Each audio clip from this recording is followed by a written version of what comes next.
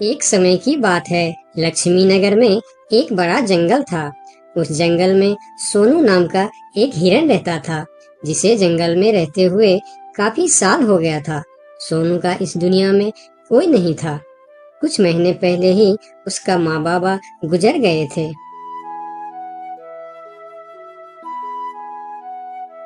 इसीलिए इस जंगल में रहते हुए उसे काफी अकेलापन महसूस होता था।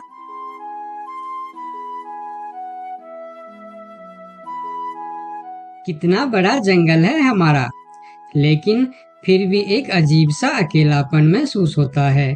काश मेरा भी कोई दोस्त होता तो कितना अच्छा होता। तभी वहां से एक तेंदुआ और सियार गुजर रहे थे। सोनू को अकेला देखकर दोनों उसके पास आए और बोलता है, अकेले अकेले क्या कर रहे हो? हमसे दोस्ती कर लो, हम है ना तुम्हारे साथ रहने के लिए। क्या मैं तुम दोनों से दोस्ती कर लूं? तुम लोगों को काम है दूसरे को बेवकूफ बनाना और उनका खाना चुराना और परेशान करना। तुम दोनों से दोस्ती करके मैं गलत चीजों के अलावा और कुछ नहीं सीखने वाला। इससे अच्छा तो मैं अकेले ही ठीक हूँ। अब तुम दोनों यहाँ से जा सकते हो। अभी तो तुम हमारी दोस्ती को ठुकरा रहे हो, लेकिन वक्त आने पर तुमको हमारी दोस्ती की अहमियत पता चलेगी, देख लेना। ये कहकर वह दोनों वहां से चले जाते हैं। उन दोनों के चले जाने के बाद हिरन कुछ देर बाहर बैठा रहा। फिर धीरे धीरे शाम हो गई।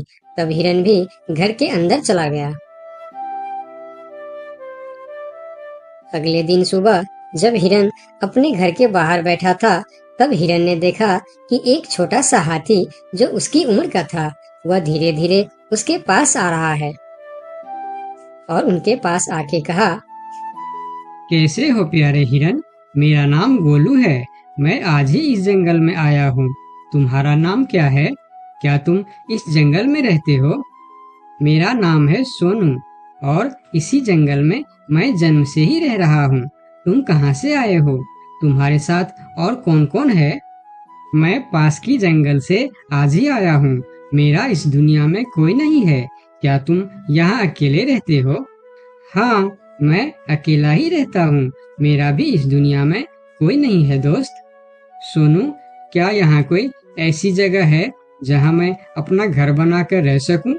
हाँ दोस्त, इस जंगल में ऐसे बहुत से जगह है जहाँ तुम घर बनाकर रह सकते हो। आओ मेरे साथ। फिर हिरन और हाथी जंगल के और भी अंदर चले गए, जहाँ हरियाली भी थी और जगह भी बहुत सुंदर थी। यहाँ तो मैं अपना पसंद का घर आराम से बना सकता हूँ। हाँ मेरे दोस्त, और इस काम में मैं तुम्हारी मदद करूँगा। नहीं प्यारे दोस्त, मैं अपना घर खुद बना लूँगा। मैं तुम्हारा फायदा नहीं उठाना चाहता।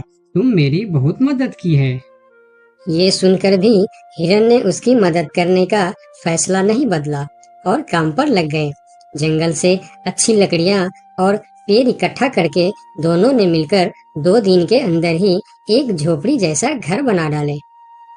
तुम्हारा बहुत बहुत शुक्रिया दोस्त। अगर तुम नहीं होते तो मैं इतना आसानी से ये घर नहीं बना पाता। शुक्रिया की कोई जरूरत नहीं है। तुम मेरे प्यारे दोस्त हो। ये तो मुझे करना ही था। उस दिन से दोनों की दोस्ती और भी गहरी हो गई। इधर शाम होने वाली थी। हिरन अपने दोस्त से विदा लेकर अपने घर की ओर चलना शुरू किया। हिरन रोज हाथी के घर आता और दोनों सारा दिन साथ ही रहते थे। एक साथ खाते थे और मजे भी करते थे। एक दिन सोनू हिरन हाथी के घर नहीं आया तो उसे हिरन के लिए चिंता होने लगा। वह फिर चलकर हिरन के घर जा पहुंचा। अरे क्या हुआ दोस्त, तुम आज मेरे घर क्यों नहीं आए? तुम्हें ना देखकर मैं बहुत परेशान हो गया, इसीलिए मैं इधर चला आया। दोस्त, मेरा तबीयत खराब है। पूरे शरीर में बहुत दर्द हो रहा है। मैं ठीक से खड़ा भी नहीं हो पा रहा हूँ। हाथी आगे आया और हिरन के शरीर को छू कर देखा कि हिरन को तो बहुत तेज बुखार चढ़ा है।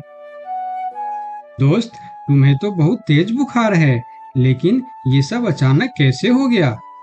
ये कहकर हाथी ने थोड़ा देर सोचा और बोला, मैं अभी आता हूँ। तुम बिल्कुल चिंता मत करना, तुम ठीक हो जाओगे। इतना कहकर हाथी वहां से चला गया और सोनू हिरन उसका इंतजार करने लगा, लेकिन कई घंटे गुजर जाने के बाद भी हाथी नहीं लौटा। हिरन निराश होकर बैठा रहा। थोड़ी देर बाद वही तेंदुआ और सियार उसके पास आ गए और कहने लगे, सोनू हिरन, तुम्हारी तबीयत का पता चला तो हमें बहुत दुख हुआ। ये देखो, हम तुम्हारे लिए खाना भी लेकर आए हैं। उन्होंने कुछ फल हिरन के सामने रख दिए और फिर उसको खाने के लिए कहते हैं। तुम लोगों का बहुत बहुत शुक्रिया, मुझे बहुत भूख लगी थी। अरे हिरन भाई, इस समय तुम्हारा तबीयत खराब है और वह तुम्हारा दोस्त कहाँ है जो हमेशा तुमसे चिपका रहता है? पता नहीं कहाँ गया है। सुबह एक बार आया था, उसके बाद अभी तक लौटा नहीं। हाँ, उसने सोचा होगा कि तुम्हारी बीमारी में सेवा करनी पड़ेगी, इससे अच्छा तो हम भाग ही जाते हैं, इसलिए वह गायब हो गया। अच्छा दोस्ती निभाया उसने। नहीं नहीं, ऐसा नहीं हो सकता, वह मेरा बहुत अच्छा दोस्त है। ऐसा ही हुआ है। हमने कहा था ना कि वक्त आने पर हमारी दोस्ती की अहमियत समझेगी। यही वह समय है। उनकी बात सुनकर सोनू हिरन को बहुत दुख हुआ। फिर वह वहां से चला गया। धीरे धीरे शाम हो गई, लेकिन हाथी का कोई अता पता नहीं था। हिरन के तबीयत में भी कोई सुधार नहीं हुआ। अगले सुबह फिर से वह दोनों हिरन के घर पर आए। आज भी दोनों ने हिरन के लिए कुछ फल लेकर आए थे। हिरन बहुत खुश होकर खाने लगा। उसे अपने आप पर शर्म आ रहा था कि जिन जानवरों को वह बुरा भला कह रहा था, आज मुसीबत में वही उसके काम आ रहे हैं। वह हर बार उनका शुक्रिया कर रहा था और माफी भी मांग रहा था। फिर थोड़ी देर बात करके दोनों वहां से चले गए। कब तक हम इनकी नौकरी करते रहेंगे? अब अपने योजना को अंजाम देने का समय आ गया है, नहीं तो बहुत देर हो जाएगा। हाँ, तुमने बिल्कुल ठीक कहा। अब हमें और समय नष्ट नहीं करना चाहिए। आज ही हमें कुछ निर्णय लेना ही पड़ेगा। चलो चलते हैं शेर सिंह के पास। शाम के समय जब हिरन अकेला था, तब हाथी वहां पर पहुंचता। उसको देखते ही सोनू हिरन को बहुत गुस्सा आ गया। क्या देखने आए हो यहाँ? यही कि मैं जिंदा हूँ या मर गया? ऐसा क्यों बोल रहे हो दोस्त? मेरा पूरा बात तो सुनो। मुझे दोस्त कहकर मत बुलाओ। दोस्त वो होता है जो अच्छे और बुरे वक्त में साथ निभाए। तुम तो मेरे तबीयत खराब होते ही मुझे छोड़कर भाग गए थे। मुझे खाना भी वह लोग लाकर दे रहे थे जिससे मैं बात तक करना पसंद नहीं करता था। तुम्हें अभी तक कुछ भी पता नहीं है, इसीलिए गुस्सा कर रहे हो। मैं तुम्हारे साथ छोड़कर नहीं भागा था। मुझे पता चल चुका था कि तुम्हें डेंगू बुखार हो गया है और तुम्हारे पास सिर्फ 3 दिन थे। मैंने घर में इसके दवाई रखे थे, लेकिन जब मैं घर पहुंचा तो वहाँ दवा न जाने कहाँ गायब हो गया। मेरे पास समय कम था। तुमको बताने वापस आता तो और देर हो जाती, इसीलिए मैं पुराने जंगल गया था। वहाँ से तुम्हारे लिए 2 दिन का सफर करके यह जड़ी बूटी लाया हूँ। इसे खा लो दोस्त, वरना सुबह तक तुम्हारा बुखार नहीं उतरा तो मैं मेरे सबसे अच्छा दोस्त खो दूंगा। ये सुनकर सोनू हिरन के आंखों में आंसू निकल आए। उसने तुरंत वह जड़ी बूटी खा ली। मुझे माफ कर दो दोस्त, न जाने मैं कैसी तुम्हारी दोस्ती पर शक कर बैठा।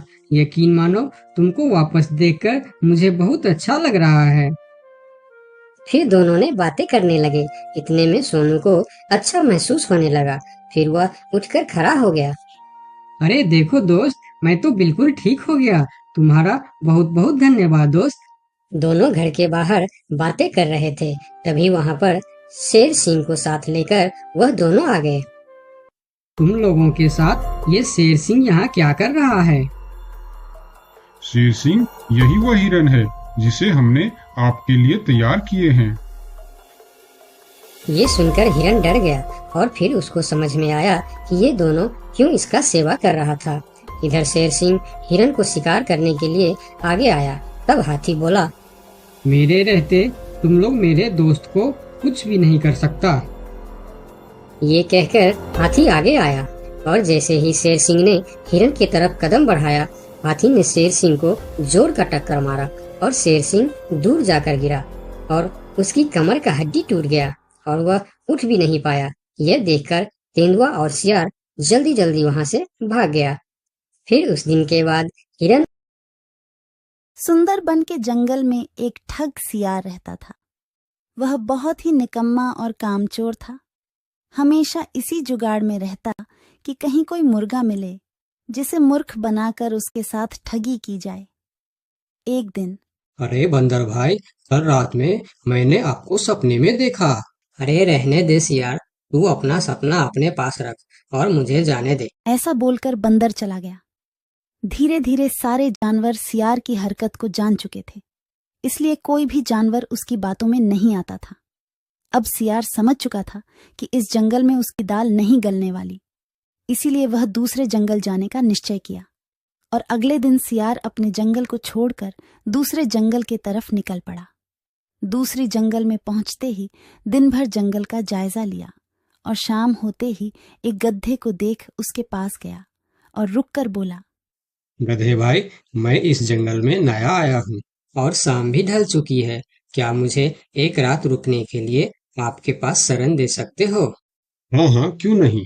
अभी तो तुम इस जंगल में नए हो और हमारे लिए मेहमान हो, और मेहमान तो भगवान के समान होते हैं। ऐसे कहते हुए गधे ने सियार को अपने पास रोक लिया और उसे सम्मान के साथ भोजन कराया। भोजन करने के बाद दोनों आपस में बातें करने लगे। सियार ने गधे से बोला, अरे गधा भाई, इस जंगल में पीपल के पेड़ के पास एक तालाब है, जानते हो उसके बारे में? हाँ हाँ, पीपल के पास एक तालाब है। वह तालाब कीचड़ से भरा पड़ा हुआ है। उसका पानी भी बहुत गंदा हो चुका है। यहाँ का कोई भी जानवर उसका पानी नहीं पीता है। सियार ने अपनी आवाज को धीमा करते हुए बोला, क्या तुम जानते हो, वह सोने चांदी का तालाब है। उसके अंदर ढेर सारा सोना और चांदी छुपा है और उस तालाब का मालिक मैं ही हूँ। सियार का बात सुन गधे ने चौंक के बोला, ये तुम क्या बोल रहे हो सियार भाई? तालाब भी कहीं सोने और चांदी का होता है? मैं भी ऐसे ही सोच रहा था। मुझे भी इस तालाब के बारे में कोई जानकारी नहीं था, लेकिन कुछ ही दिन पहले मेरे पिताजी मरने से पहले सारे संपत्ति मेरे नाम की।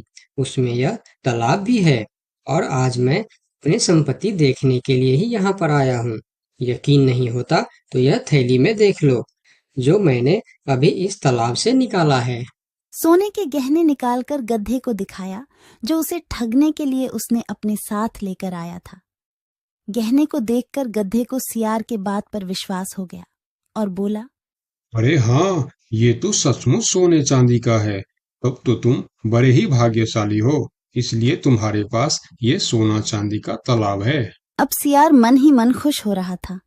उसे तो इसी बात का इंतजार था। गधा भाई, मुझे इस संपत्ति से कोई भी लालच नहीं है। मेरे पास मेरे जंगल में और बहुत सारे संपत्ति है जो मेरे पिताजी ने मेरे लिए छोड़कर गए हैं। मैं तो यहाँ तालाब बेचने के लिए आया था। सोचता हूँ तुम भले जानवर दिखते हो, क्यों ना तुमको ही यह सब बेच दूं। मुझे, यानी यह सोने का तालाब मेरा हो जाएगा और मैं इस तालाब का मालिक बन जाऊंगा। बेचारा भोला भाला गदहा सियार की चिकनी चुपड़ी बातों में बहुत आसानी से आ गया और गधा सियार से सोने का तालाब खरीदने को तैयार हो गया। दोनों के बीच 4 सिक्कों का सौदा तय हुआ। ठीक है सियार भाई, मैं अभी जाकर हिरन के पास से 4 सिक्का लेकर आता हूँ। मेरे पास अपना घर न होने के कारण मैं अपनी सारी कमाई हिरन के पास ही रखता हूँ और जब भी मुझे जरूरत पड़ता है मैं उससे ले लेता हूँ। ठीक है गधे भाई, लेकिन ध्यान से, जंगल में किसी को इस बात का पता नहीं चलना चाहिए, वरना जंगल के सारे जानवर मेरे पीछे ही पड़ जाएंगे। ऐसा बोल सियार गधे को भेज देता है और गधा हिरण के पास जाकर अपना सिक्का मांगता है। गधे भाई, घर में सब ठीक तो है ना?